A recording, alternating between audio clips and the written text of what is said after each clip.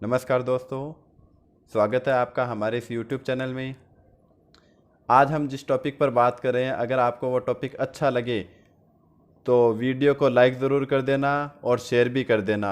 और अभी तक आपने हमारे चैनल को सब्सक्राइब नहीं किया है तो चैनल को भी सब्सक्राइब कर देना।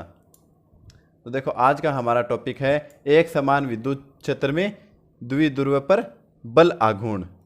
एक समान विद्युत क्षेत्र है, ये हमारे पास एक समान विद्युत क्षेत्र है। पहली बात तो ये कि एक समान विद्युत क्षेत्र होता क्या है, इसके बारे में आपको बता देता हूँ थोड़ा सा। कि वह विद्युत क्षेत्र जिसके प्रत्येक बिंदु पर विद्युत क्षेत्र का मान समान हो, वह विद्युत क्षेत्र जिसके प्रत्येक बिंदु पर विद्युत क्षेत्र का मान समान हो, क्या कहलाता है? एक समान विद्युत क्षेत्र कहलाता है। तो देखो, हमारे पास एक समान विद्युत क्षेत्र है। अब देखो, इसकी दिशा कौन सी है? ये वाली है, विद्युत क्षेत्र की दिशा है ये वाली। इसमें हमारे पास एक विद्युत द्विध्रुव रखा गया है। ये रहा विद्युत द्विध्रुव ए बी। ए पर आवेश है प्लस क्यू और बी पर आवेश है माइनस क्यू। मैंने एक विद्युत द्विध्रुव का वीडियो भी बना रखा है, जिसकी लिंक मैंने डिस्क्रिप्शन में दे रखी है। आप जाकर के वहाँ पर विद्युत द्विध्रुव के बारे में अध्ययन कर सकते हैं।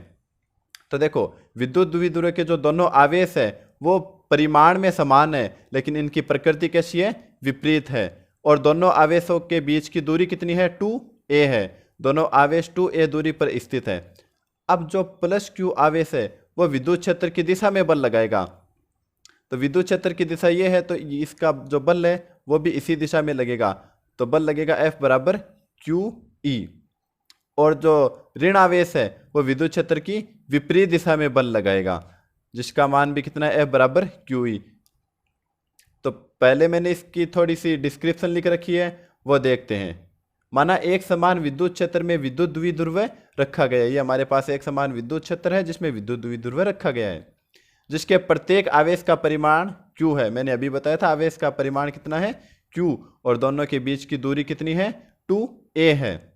दोनों के बीच की दूरी होगी 2a। यह द्विध्रुव विद्युत क्षेत्र के साथ थीटा कोण बना रहा है।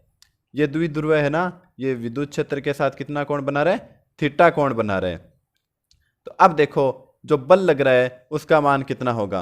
विद्युत क्षेत्र के कारण, इस विद्युत क्षेत्र के कारण प्रत्येक आवेश, मतलब इस पर भी और इस पर भी जो बल लगेगा वो कितना होगा? F बराबर QE।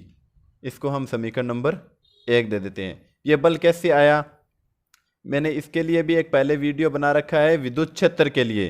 तो विद्युत क्षेत्र के लिए E बराबर F अपॉन Q होता है।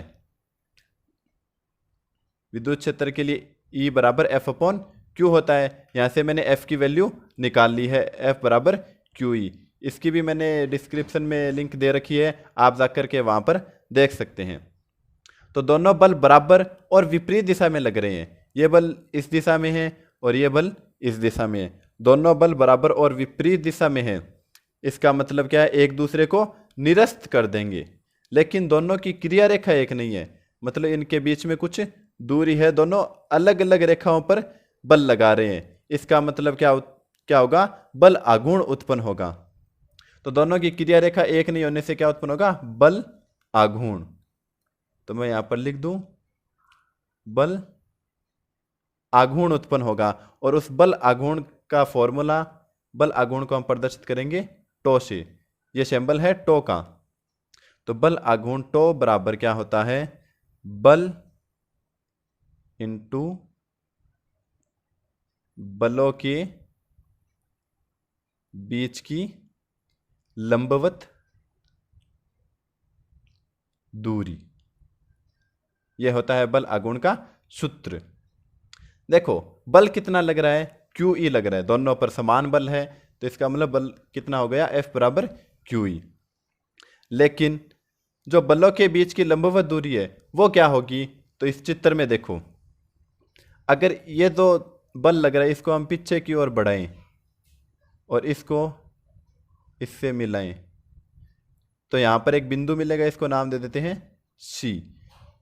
तो ये जो रेखा है ना AC, ये होगी इनके बीच की लंबवत दूरी। ये जो रेखा AC है ये हो जाएगी इनके बीच की लंबवत दूरी हो जाएगी। तो यहाँ पर बलों के बीच की लंबवत दूरी कितनी हो जाएगी? AC। तो मैं यहाँ पर मान रख दूँ इसका, टो बराबर F इंटू AC। ये हो गया इसके बल आघूर्ण का सूत्र। इसको हम समीकरण नंबर 2 दे देते हैं।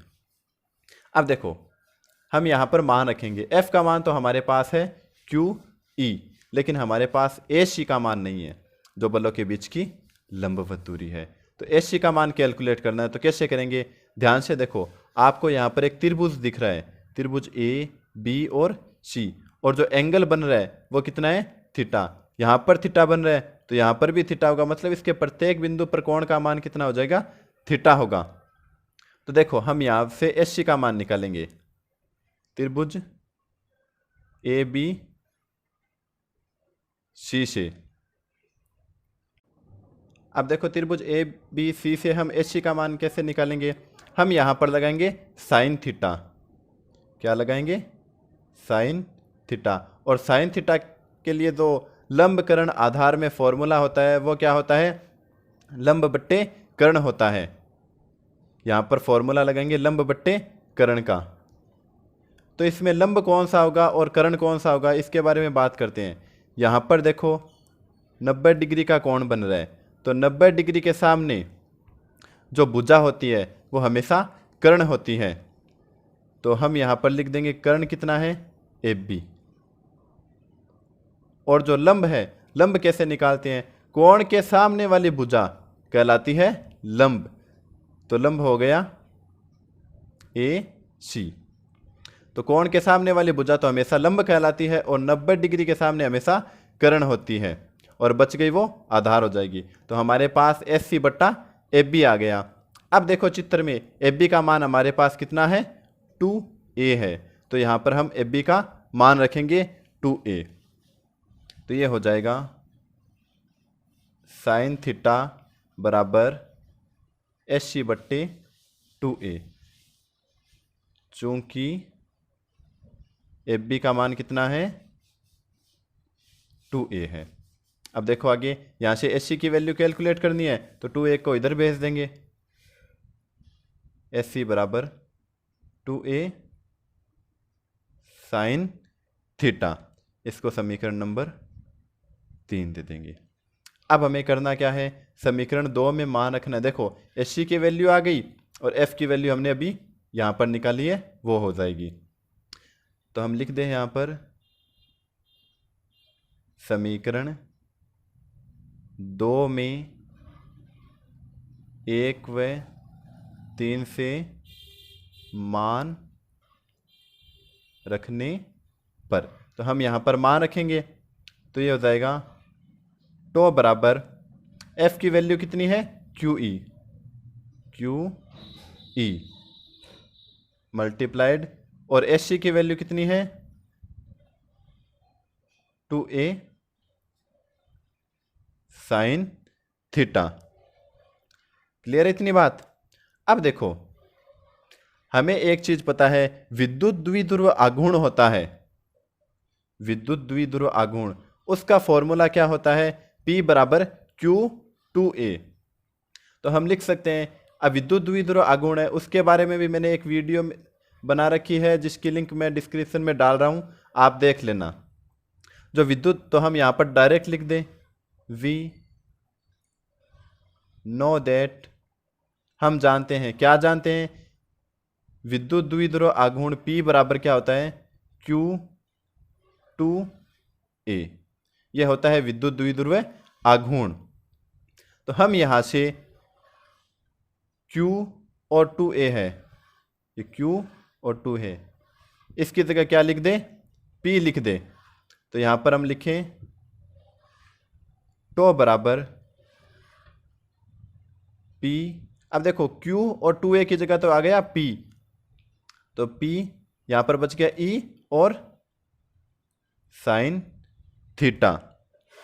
तो ये हमारे पास आ गया बल आघूर्ण का फॉर्मूला, टो बराबर PE साइन थीटा।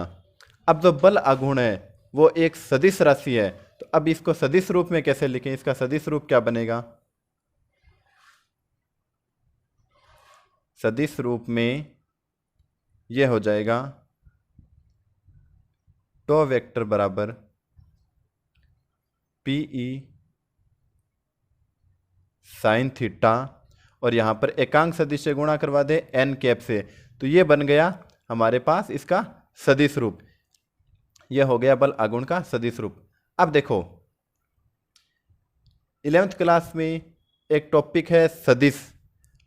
अब यहां पर जो सदिश है P और E के बीच में साइन थीटा लग रहा है, तो इसको हम इस तरह से लिख सकते हैं, टो वेक्टर बराबर P vector into E vector, क्योंकि जब क्रॉस प्रोडक्ट होता है तो साइन थीटा लगता है और जब डॉट प्रोडक्ट होता है तो कोस थीटा लगता है। तो ये हमारे पास आ गया विद्युत द्विध्रुव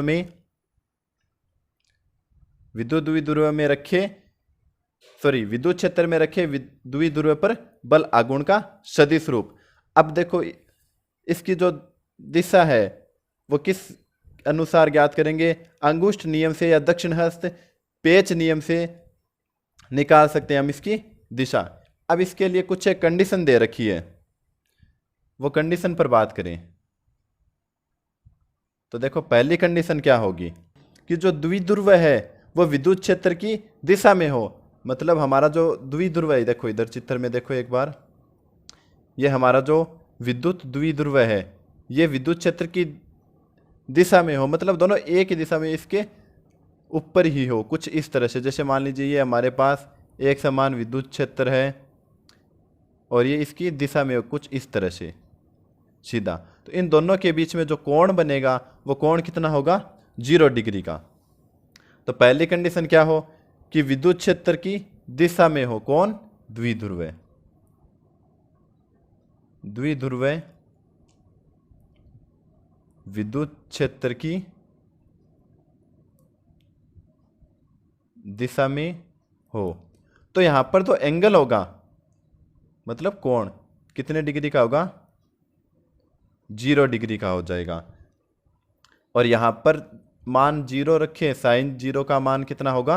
0। तो साइन 0 का मान 0 होगा तो ये पूरी वैल्यू कितनी हो जाएगी? 0। तो जो बल आघूर्ण है उसका मान भी कितना हो जाएगा? 0। अब दूसरी कंडीशन देखो, ये तो पहली कंडीशन थी। दूसरी कंडीशन क्या हो सकती है कि जो विद्युत क्षेत्र है वो विद्युत क्षेत्र द्विध्रुव के लंबवत है, या फिर बोल सकते हैं कि विद्युत क्षेत्र और द्विध्रुव दोनों कैसे हैं? लंबवत है। अब लंबवत होंगे द्विध्रुव विद्युत क्षेत्र के लंबवत हो, तो लंबवत होने का मतलब है कि उनके बीच में कोण कितना बनेगा? 90 डिग्री। कोण हो जाएगा इनके बीच में 90 डिग्री। यहां पर हम मान रखेंगे 90, तो साइन 90 का मान होता है 1, तो ये हो जाएगा tau is equals to PE, क्योंकि साइन 90 1 हो गया तो यहां पर बच गया पी और ई। तो इस स्थिति में जो बल आघूर्ण है वो अधिकतम होगा।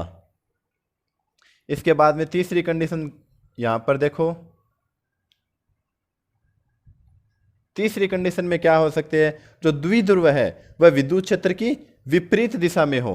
विपरीत दिशा का मतलब है जिस दिशा में विद्युत क्षेत्र है उसकी विपरीत दिशा में हो।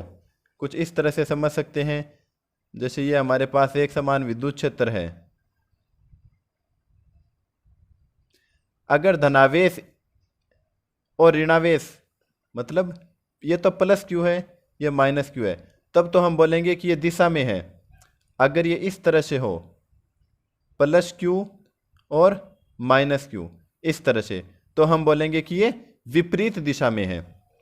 तो हमें यहाँ पर इस कंडीशन की बात करिए कि ये दोनों विपरीत दिशा में हो, तो जो एंगल बनेगा थीटा वो कितना होगा? 180 डिग्री होगा।